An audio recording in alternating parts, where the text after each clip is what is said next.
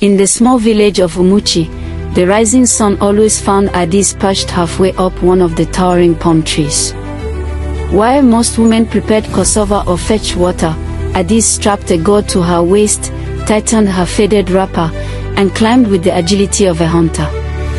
She was not just any palm wine tapper, she was the only supplier for Umuchi and the neighboring villages of Abolo and Kyum. Villagers whispered about her strength. Some called it a blessing. Others called it unnatural. Every morning, men gathered at the square, drinking her fresh palm wine while gossiping about the very woman who harvested it. "Oh, that Adis is stronger than most men," old Okeke would shout. "How can one woman climb so many trees?" Others simply stared in quiet admiration. But Adis didn't care for praise or gossip. Her focus was on the trees and the silence they held. For weeks now, something had been wrong. The palm trees felt different beneath her bare feet, colder, strange, almost alive. Birds avoided the branches. At night, she often heard soft whispers drifting from the grove behind her hut, whispers that stopped whenever she tried to listen closely. That morning, as she climbed the oldest tree, a giant known as Oak Osisai, she felt it again, a subtle trembling from within the trunk. Not wind. Not animals. Something else. She paused, tightened her grip, and pressed her ear to the bark. A faint sound pulsed from inside, like breathing. Adis froze. Palm trees do not breathe.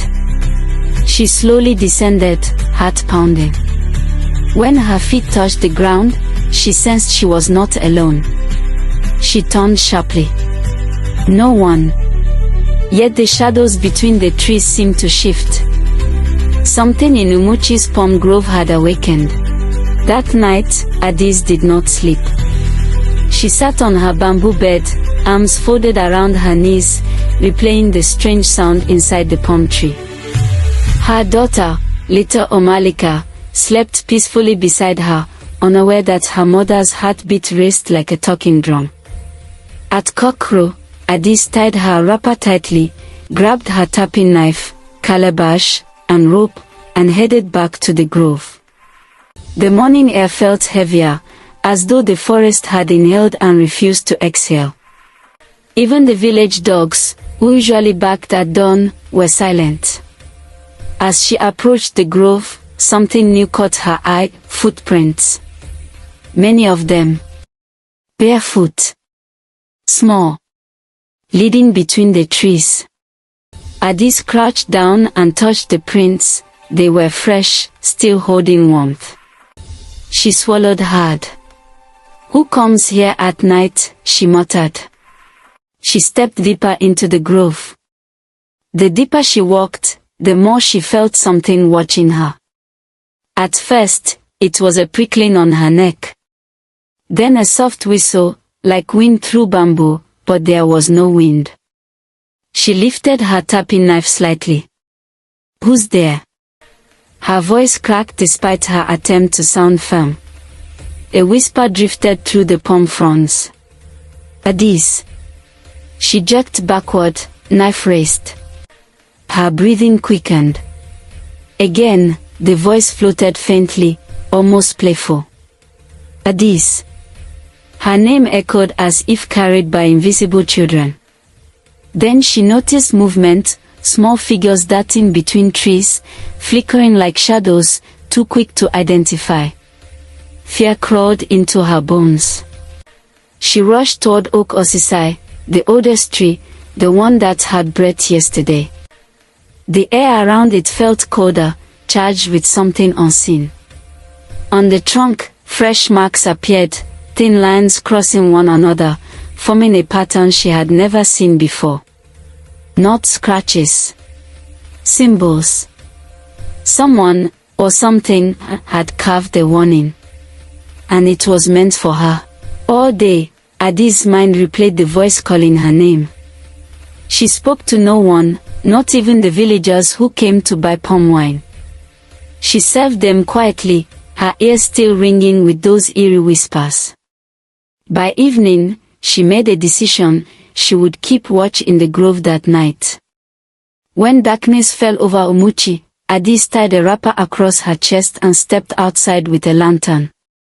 The moon was full, hanging low, casting a silver sheet across the palm trees.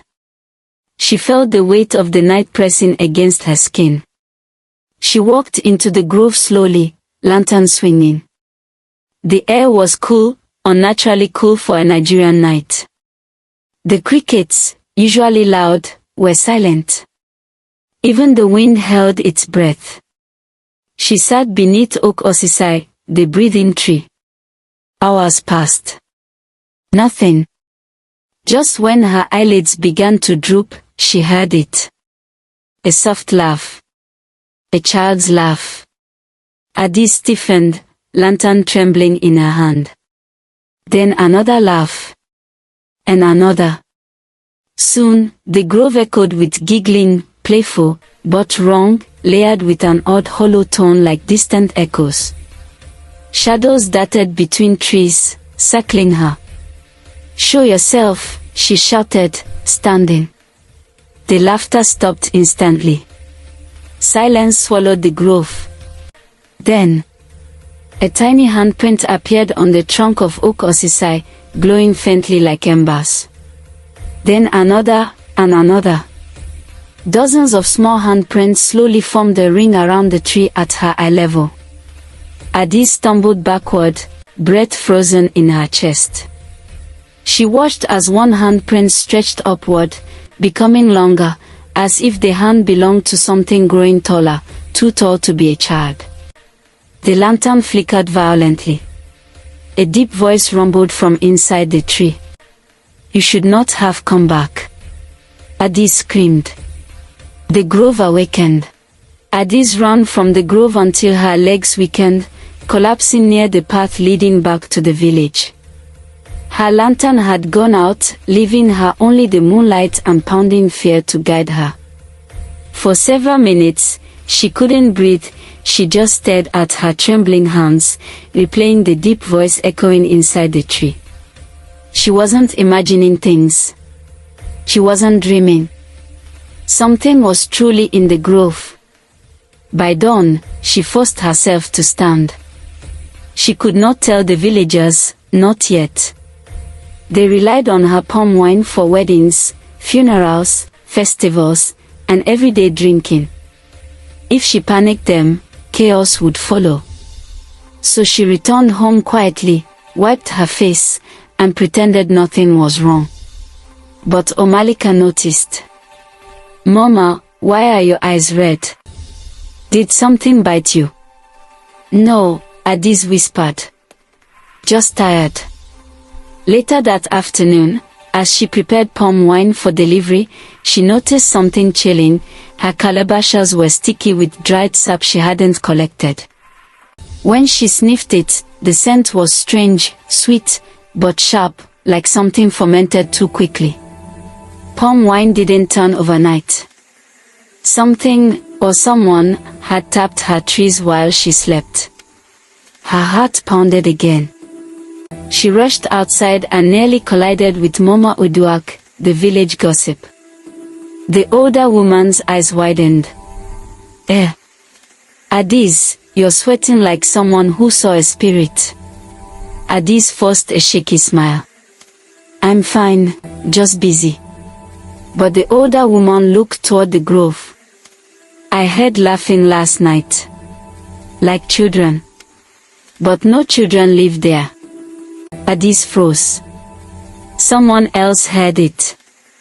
That night, she stood at the entrance of the grove again, clutching her lantern. She wasn't going inside, not yet, but she had to watch. Then, from behind the trees, something large shifted.